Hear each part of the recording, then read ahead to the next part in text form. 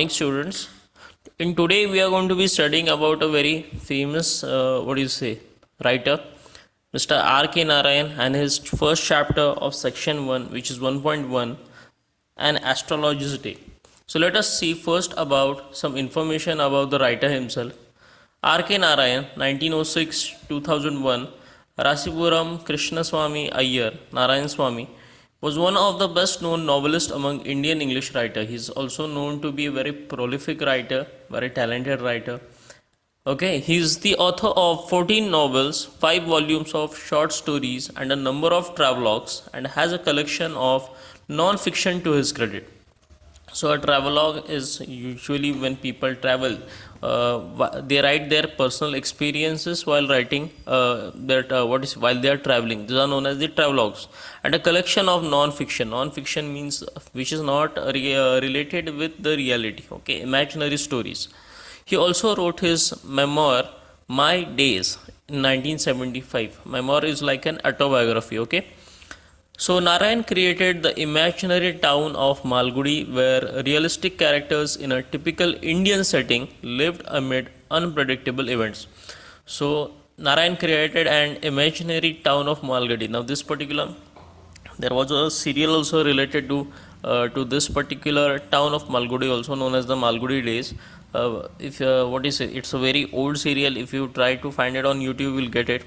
Very wonderful stories created by Mr. R.K. Narayan, which were realistic characters. Even if the town is imaginary, the characters which we read in this particular his books, okay, there was also a book, and from the book, they modified the book to a serial, and there is the characters. When you read about these characters, you actually feel that you could see these characters. So his writing was that powerful that he could make you imagine, and in that imagination you could see those characters.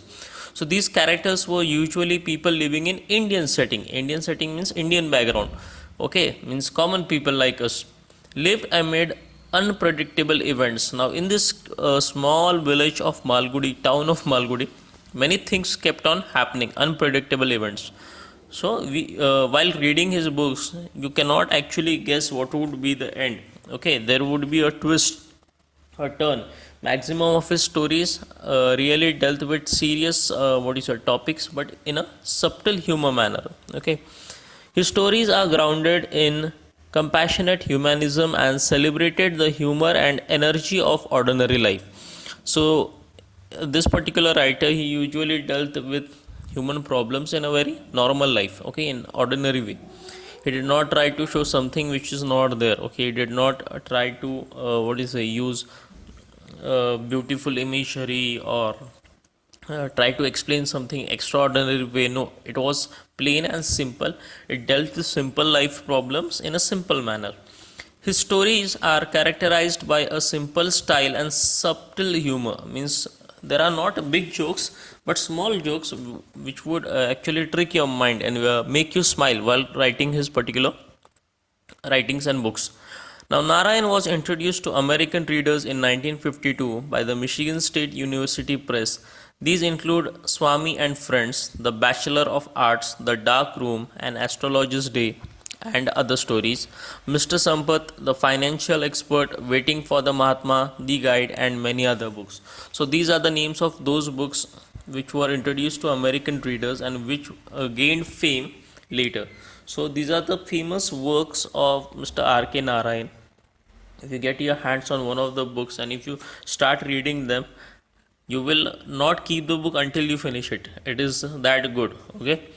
His novel, The Guide, won him the Sahitya Academy Award in 1961, the most coveted literary honor in India. The Sahitya Academy Award is the most coveted literary honor. Okay. His writings is distinguished by humor and unoffending irony, a unique Indianness and a simplicity which is utterly charming and authentic. So what is the speciality of his writing is that his distinguished use of humor. Means he used to create humor, he used to create small jokes, crack jokes while writing. And unoffending irony. Irony means he used to deal with serious topics, but in such a beautiful manner that no people or no person could get offended because of that. Okay, nobody would get angry or nobody would try to avoid it. He tried to deal with such subjects but using humor. A unique Indianness is the feeling, means his writings did not make you feel that you are reading some what is a British or American writer. There was a feel of being Indian in his writing, simplicity which is utterly charming and authentic means real. While reading his particular books, you felt like this was written in the point of view of an Indian himself. A Indian person is writing about India without using any bold imagery or what do you say, over realistic imagery, but Indian setting. Narayan typically portrays the peculiarities of human relationship and the ironies of Indian daily life. His style is graceful, marked by the genial humor, elegance, and simplicity. This is the power of Mr. R.K. Narayan, that he tried to deal with all the types of human relationship, maybe with the family, maybe with the world, maybe with himself. He tried to deal with all the things and the ironies of Indian daily life. Ironies means the hardships of Indian daily life. He has tried to write them in his way, and he has to try to express them in his way. His style is graceful, means if you start reading any of R.K. Narayan's books or the lecture, this particular chapter itself, nowhere you will see that he just written it anyhow. You can see the way he has described things, the way he has described the characters, he has marked the characters. You can see the way his observation works. There is subtle humor, means there is nice humor here, elegance, there is beauty, these lines are beautiful, the writing is strong. Okay, let us begin now. Let us begin with an astrologer's day. Punctually at midday, he opened his bag and spread out his professional equipment, which consisted of a dozen cowrie cells, a square piece of cloth with obscure mystic charts on it, a notebook, and a bundle of Pamra writings. So, this is actually the description of that astrologer whose life we are going to discuss in this particular chapter. We are going to see one particular day in an astrologer's life. So punctually, that means he was right at time at midday. That is actually in the afternoon, maybe at 12 or 11. During that time, he came, he opened his bag and spread out his professional equipment. Now, if you have seen an astrologer, we have seen astrologers with a number of things. They carry a number of things, which consist dozen cowrie cells. Now, these are the cowrie shells. Okay, these are the cells which that astrologer was carrying. Then he was carrying a square piece of cloth with obscure mystic charts on it. Okay, then on the screen you can see these are some types of charts which a astrologer carries with him. He uses it to he asks your if you have visited an astrologer, he'll mostly ask you your name, your birth of date. Then he'll try to see in this particular chart something, and he'll try to tell you something. A square piece of cloth with obscure mystic charts on it, a notebook, and a bundle of Pamra writings. Now these are Pamra writings, usually writings written on palm leaves. Okay, it may be Sanskrit, maybe Marathi, maybe a language which only he will answer, not you. Now that is the comedy in that. So only he'll be able to read those particular writings. So his forehead was resplendent with sacred ash and vermilion. Vermilion means sindoor, okay? And his eyes sparkled with a sharp, abnormal gleam, which was really an outcome of a continual searching look for customers, but which his simple clients took to be a prophetic light and felt comforted. So now we are talking about a person who's looking for his customers actually. Now this is his character sketch, the character sketch of the astrologer. His forehead was marked with sindoor, okay, and tilak, and his eyes were sharp. He was looking around and he was trying to find his customers. But for him, even if they were the clients, the people who came to him for help were actually people who felt comforted. They knew that this particular person might help him. Okay, the power of his eyes was considerably enhanced by their position placed as they were between the painted forehead and the dark whiskers which seemed down his cheeks. So if you try to imagine that particular person, if you close your eyes and if you look at the person's face, you will try to imagine this particular astrologer as is some old person with mustache, with beard, long hair, dark skin. okay, and he's applied some tilak on his forehead, white color tilak. There is a white color, red color vermilion on his forehead, okay. He's looking at you, and looking at his face, you try to understand that how that particular person must have. His eyes are gazed at you. He's looking, means the way he looks, it feels that he's looking straight down your eyes, okay. He knows you. Now, even a half-wet eyes would sparkle in such a setting.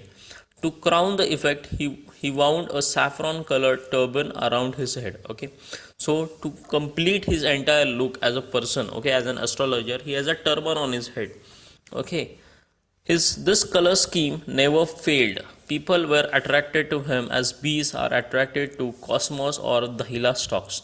So he's what this particular R.K. Narayan is trying to tell us that the entire explanation, the entire description of the astrologer is so perfect that this effect will not fail. Okay, having applied all these things and a saffron colored turban over his head, 100% it's making that he's an astrologer. He knows everything, and people are coming towards him. People are attracted to him as bees are attracted to cosmos or the Hila stalks. He is talking about how the bees are attracted to the flowers. In the similar manner, people are attracted towards him. He sat under the boughs of a spreading tamarind tree which flanked a path running through the town hall park. So where this particular person is sitting near the town hall park. Okay, it was a remarkable place in many ways. So that place was remarkable in many ways. R.K. Narayan is trying to tell us that he sat under a tamarind tree. Okay, a tamarind tree.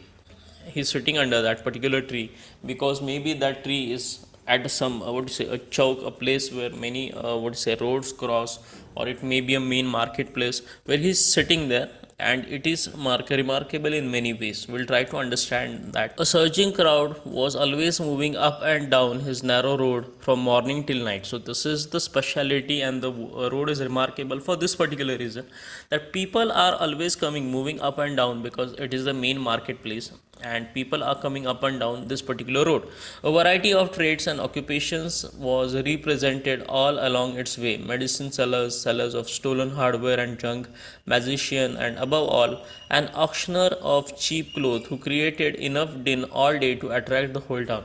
So this is actually this is a small market of a small town. If you're living in a small town, you should understand this, that at usually at these places many people try to put their shops at those places where it is continuously crowded. Okay, so he's saying that people are just moving in and out. Okay, so there are medicine sellers. Usually I'm not talking about those medicine sellers who are actually the pharmacists. No, these are those people who sit alongside the road. They have small bottles, okay, of different types of it looks like Ayurvedic medicines to you: dry roots, leaves, some dry fruits, for example. So these type. Okay, then this seller of stolen hardware and junk, yes, this particular person usually means they try to sell those particular items at a very small rate. Usually they are stolen and they are junk. Magicians, and above all, an auctioneer of cheap clothes. Cheap clothes means usually there are people, there are market days. If you are living near small towns or villages, you know that there is a particular day where you have a marketing day. On that particular day, the people, vendors who sell clothes at a wholesale price, those people sit there and they try to sell their objects. Okay, so this particular auctioneer was the source of income for this particular astrologer. Now I am saying this because he created a lot of people visited him, and naturally those people who visited him, the astrologer will somehow try to attract them towards him. Okay, who created enough din all day to attract the whole town. So this particular person, this auctioneer of cheap clothes, wholesaler of cheap clothes, was the person who was attracting a lot of people, especially the whole town is saying. Okay, next to him is the vociferous came a vendor of fried groundnut, who gave his ware a fancy name each day, calling it Bombay ice cream one day, on the next Delhi almond, and on the third Raja's delicacy, and so on and so forth, and people flocked to him. So here the vociferousness means a loud vendor of fried groundnut. Okay, so this particular person, he means you have seen the sellers. Okay, these street vendors, they shout, they try to attract the people, because this is how they get their most of their clients. So this particular person is making a lot of noise, and every day he's calling his these are actually nuts, okay, fried ground nuts, but every day he's calling them with a different name. Some days saying it is Bombay ice cream, one day saying it is Delhi almonds, Raja's delicacies, and so on. And people just came to him because of his maybe because of his style, maybe because of his way of attracting people, or people really liked his what is say ground nuts. That's why. Okay, then a considerable portion of the crowd dallied before the astrologer too. So we come to know that the astrologer is indeed very famous, because a nice amount of crowd daily came to the astrologer. The astrologer transacted his business by the light of a flare which crackled and smoked up above the groundnut heap nearby. Half the enchantment of the people was due to the fact that it did not have the benefit of municipal lighting. So he's trying to say that this particular entire thing, this entire business, what do you say, flourished, or what do you say, worked near this the groundnuts vendors business. Okay, and it was not benefit, there was nothing what do you say, great about this place, but in fact there was a municipal lightning. Maybe he sat near a pole lamp, so because of that he had light all day. Okay, even in the evenings, darkest evenings, he must be having lights. See here, the place was lit up by the shop lights, so there was a multiple shops near his place, and because of that there was continuous light in that particular place. So this particular place is that place which is surrounded by lights all over the place. Okay, one or two had hissing gas lights, some had naked flares stuck on poles, some were lit up by the old cycle lamps, and one or two, like the astrologer, managed without lights of their own. So these are the old types of lights which we are talking. Gas lights means they had small cylinders, and to the small cylinders they had attached lights. Okay, you must have seen those things. Some had naked flares. Naked flares means these pole lamps, means light bulbs without any covering.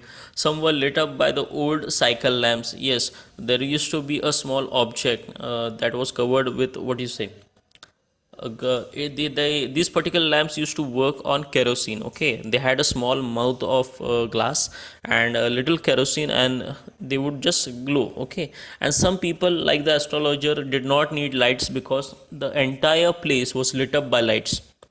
It was a bewildering crisscross of light rays and moving shadows. So this particular experience was sometimes confusing because the astrologer could manage lights from all over the place. This suited the astrologer very well for the simple reason that he had not in the least intended to be an astrologer when he began life.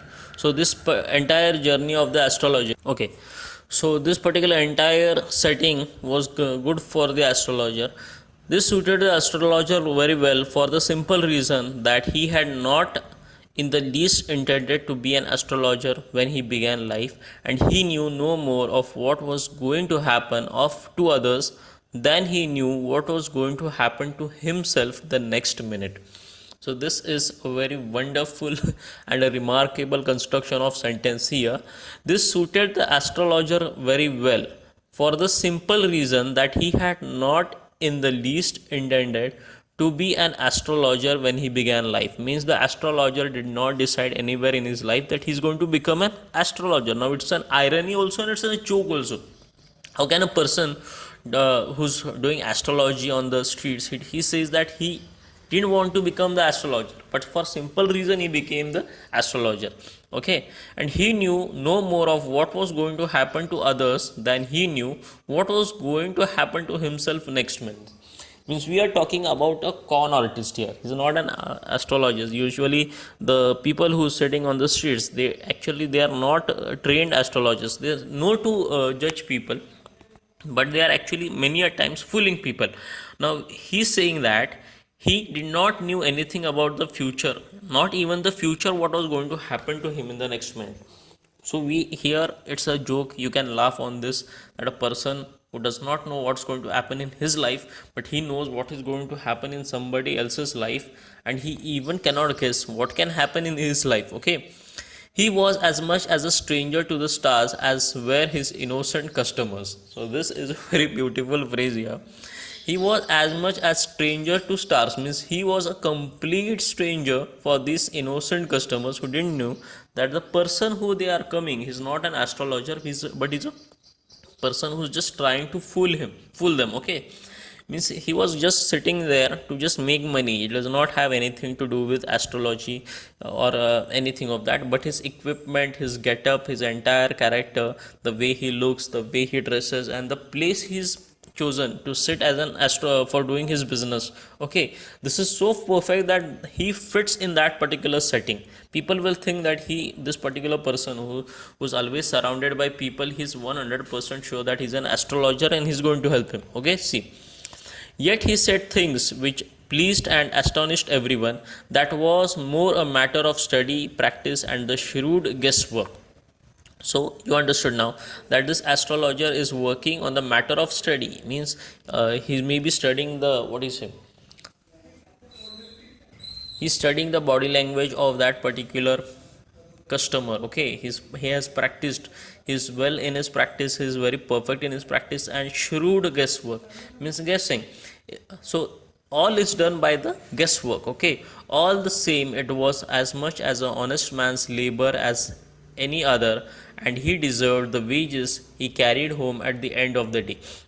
Even if you are saying that this particular entire person, this astrologer, is a con artist, he's somehow fooling the people, but for all the things, for daily sitting at that particular place, okay, he's working hard day and night. Even if it is shrewd guesswork, even if it are guesses, he deserves to be paid for whatever work he's carrying throughout the day.